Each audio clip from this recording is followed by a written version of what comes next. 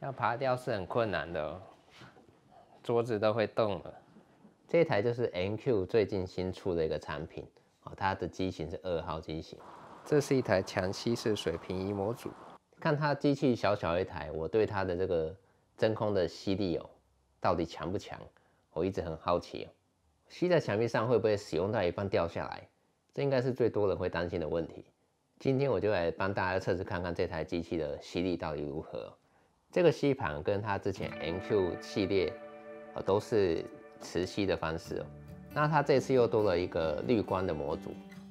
这颗雷射模组一样用磁吸式的方式直接吸附在这个真空吸盘上。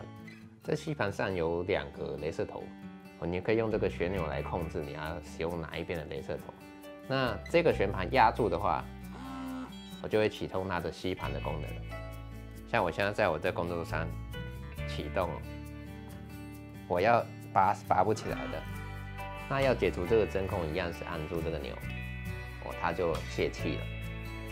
使用非常的直觉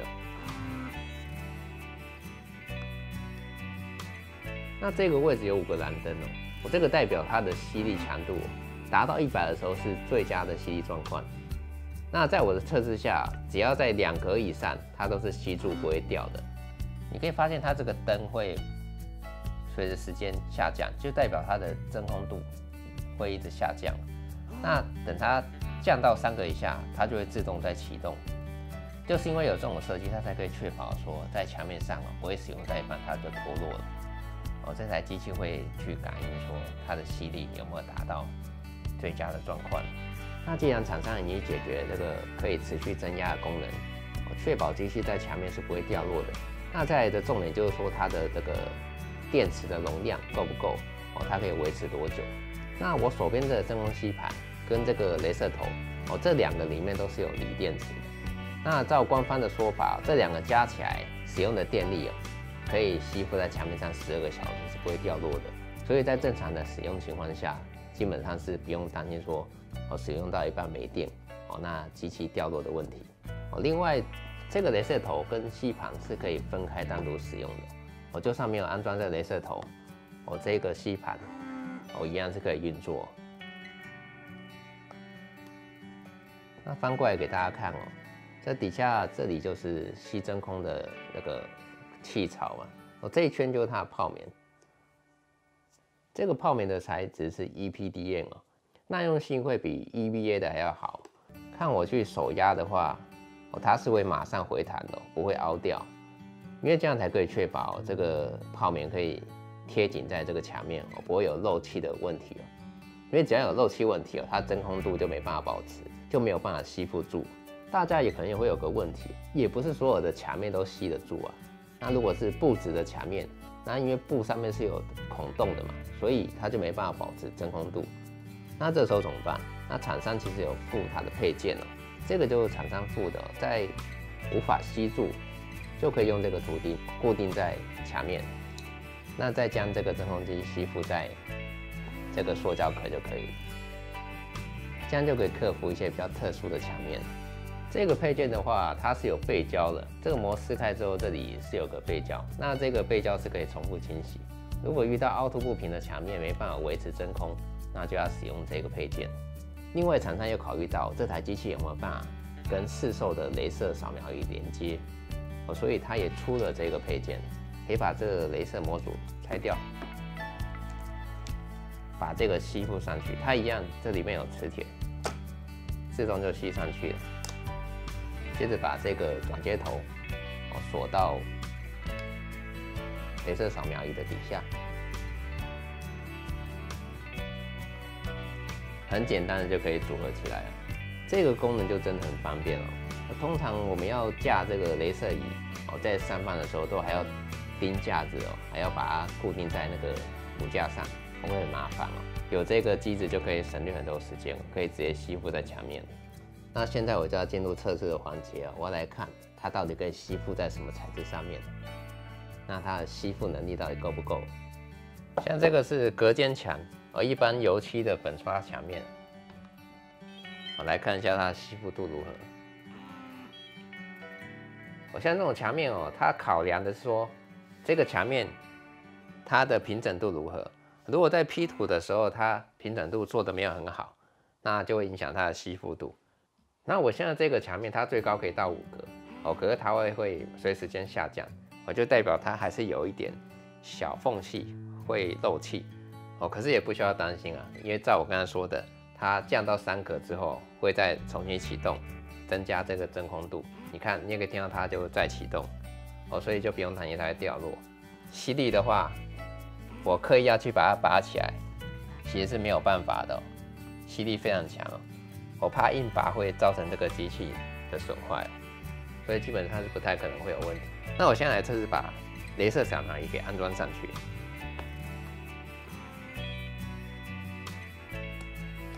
雷射头拆掉，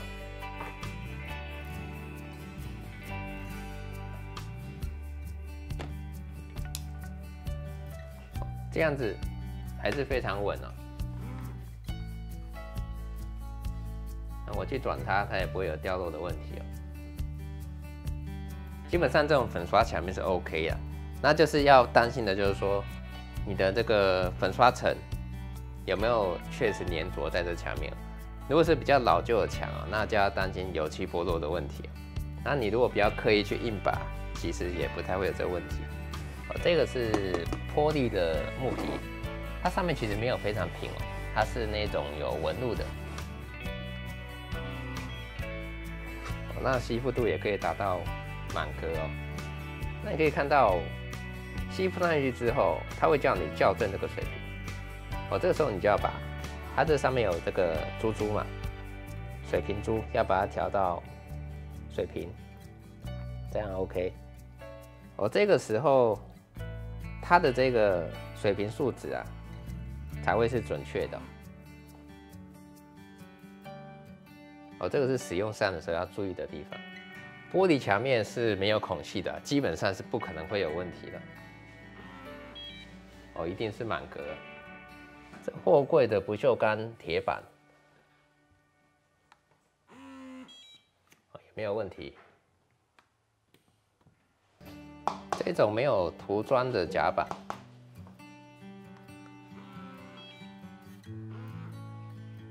没有涂装的夹板，因为它上面还是有一些缝隙木纹的缝隙就会把它的真空度给降低那它就会一直漏气不过因为它的使用时间很长所以那它就是会一直反复的启动那也不用担心它要掉落。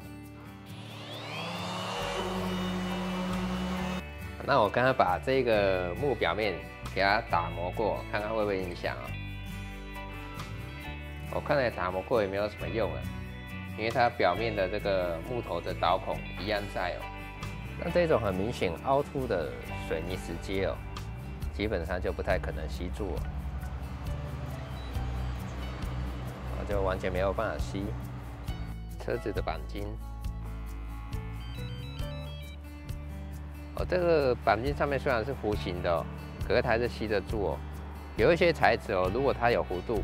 那一开始吸的不好的话，一开始吸的不好，你看吸不住你可以往下压一点，它就吸住了。这一块黑色的玻璃满格，这样子甩它都不可能会掉。基本上大部分常见的材质在吸附上都没有问题。这个附件也是厂商提供的。那雷射会投射在这个上面。那这台真空机有2个雷射头嘛，一个在这边，一个在这里。这是一个90度。那这上面的数值，就是这个绿点到这个雷射头的距离。这一段的距离是多少？那我移动它就会跟着变动。现在13公分了嘛，现在点一下侧边的按钮，它就变白色。它就会记录了这一次的数值。那你就可以在这个辅具这有个洞，就可以做个记号线，就可以标注这里就是130了。那我就再移，那再按一下让它变回蓝色。假设我第2次数值要用到20，那就可以做第2个记号。它就可以记录你刚刚标示的数值多少。那这个按钮就是控制说你雷射头哪一边要投射，这样子就是两边都要投射嘛，那这样是只有这一头，这就只有上面这一头，那呈现灰色就是没有。现在来测试点对点的功能给大家看，它可以抓两点之间的长度。那首先先对准第一个点，上面这个雷射要去对准。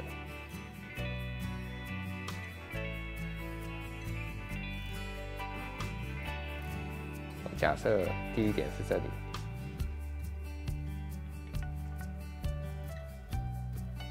我再点击下一步，再去对准第二个点。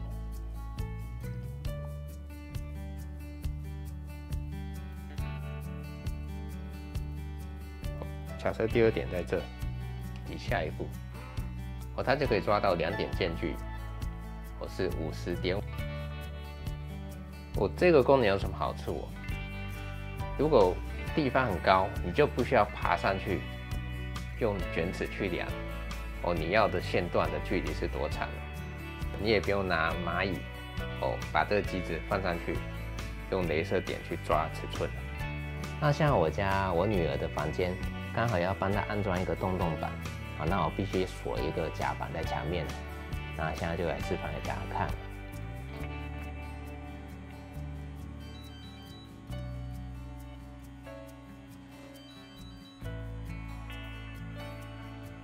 做上记号，这样两个孔的位置就出来了，而且它是完全的水平。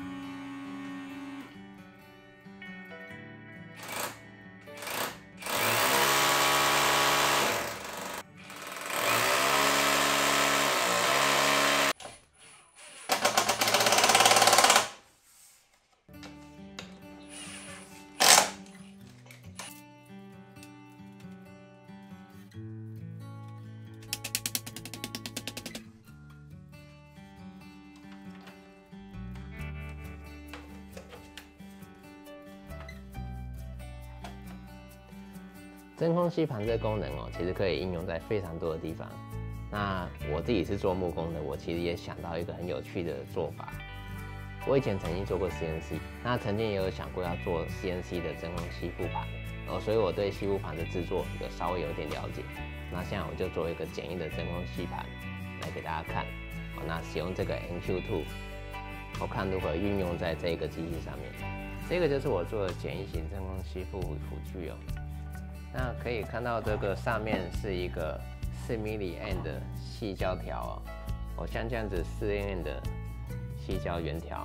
那这个是在真空吸盘上会用到的一个工具那这个吸附台面我把它做成亚克力的，这样比较容易看到这个机器因为我必须要把它吸附在这底下。这个细胶圆条其实就跟这个泡棉是一样的意思就是要隔绝空气，让空气不要泄露出去。那底下的布只是防止说，万一机器掉下来会摔到。这个旋钮是可以转下来，我就可以夹在虎钳上面，这样它就可以稳定在台面上面。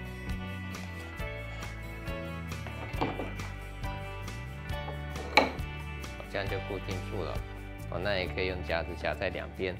像 Fish Tool 其实也有出过类似的东西就是一个小型可以夹在工作台面的一个真空吸附盘。那这个的作用就跟那个一样只是我是使用 NQ。那如果要使用修边机对小的物件做加工的话，那有时候小物件是很难夹的，那就可以吸附在这个真空盘上面，对这个物件做加工启动，这样就吸住了。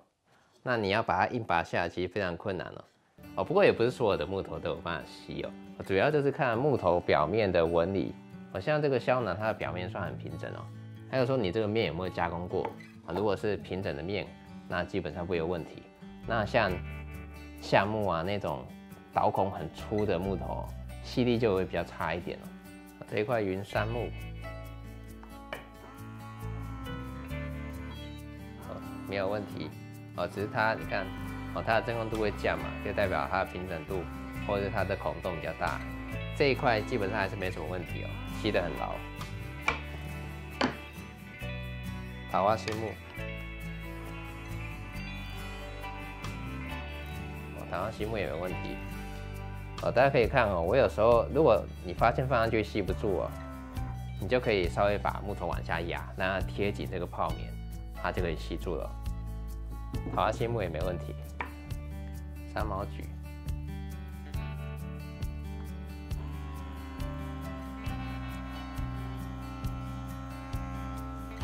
三毛榉也 OK， 只是没那么强。那刚才说的刀孔比较大的橡木，这一块就没有问题只是它就会反复去吸因为这种刀孔比较粗它会有很多的孔洞让这个真空度跑掉。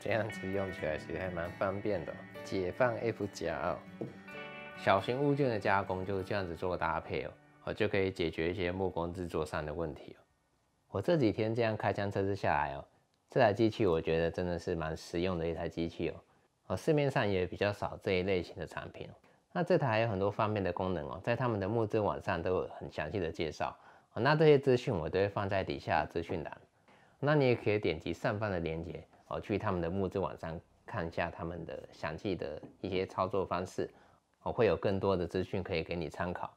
这次是很高兴可以拿到这台机器这台机器对我来说的用处真的蛮大的。那也期待下次 NQ 有更好的产品可以介绍给大家那我们就下次见那如果喜欢我的影片，别忘了点赞、订阅、分享那我们就下次见，拜。爸爸，那有办法把这个桌子吸起来吗？把桌子吸起来有点困难你在考我吗？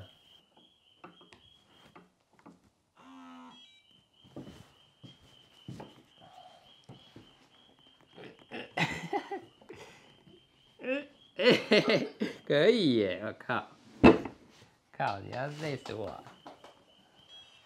这个吸力也太强了吧！哇！